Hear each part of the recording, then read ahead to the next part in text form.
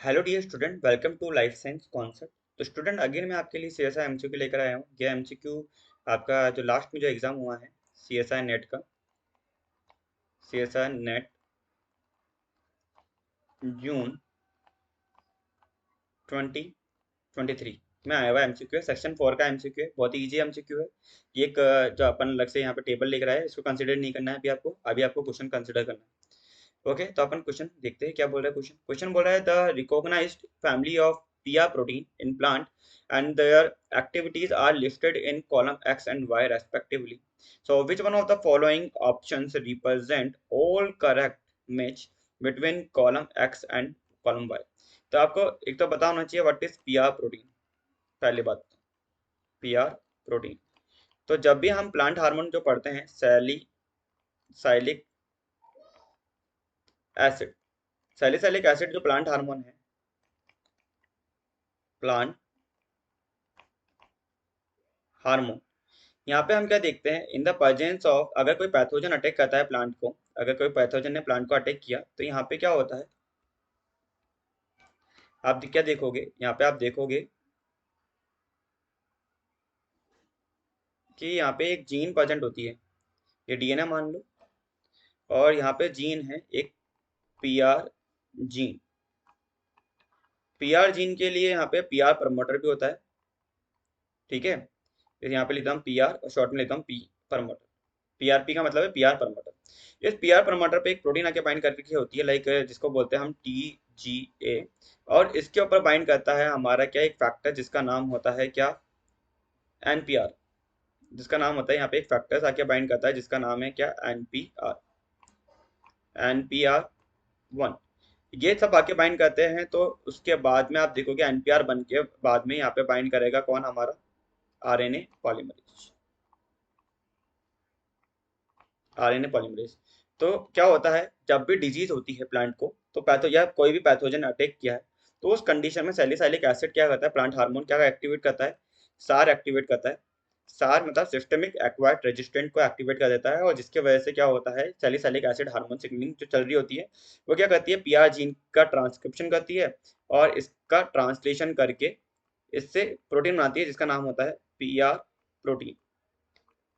और ये PR protein की फुल फॉर्म क्या है, पैथोजन रिलेटेड, ठीक है। पीआर जीन क्या है, पीआर जीन का मतलब है पैथोजन रिलेटेड, पैथोजन या पैथोजेनेसिस रिलेटेड, पैथोजेनेसिस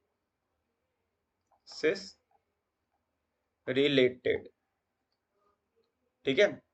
एनपीआर का मतलब है non expression of pathogenesis related 1, ठीक है। ये अपन क्लास के अंदर बहुत डिटेल में देखते हैं अपन सैलिसाइलिक एसिड सिग्नलिंग। बस यहाँ पे सिग्नलिंग के बारे में नहीं पूछा है, यहाँ पे सिर्फ पीआर प्रोटीन के बारे में पूछा है, इसलिए मैंने आपको बस इतना ही बताया कि व्हाट इज पीआर प्रोटीन। कि जैसे कोई प्लांट है, अगर अपन देखें कोई प्लांट है, प्लांट के लीफ के ऊपर या प्लांट के ऊपर कोई भी जैसे पैथोजन आके अटैक करेगा, तो हमें पता है कि इस कंडीशन में जैसे कोई पैथोजन आ रहा है, अगर अपन देखें कोई पैथोजन आ रहा है, तो उस कंडीशन में अगर आप देखोगे, तो ये पैथोजन क्या करेगा, प्लांट को हार्मफुल है, प्लांट के लिए हार्मफुल है।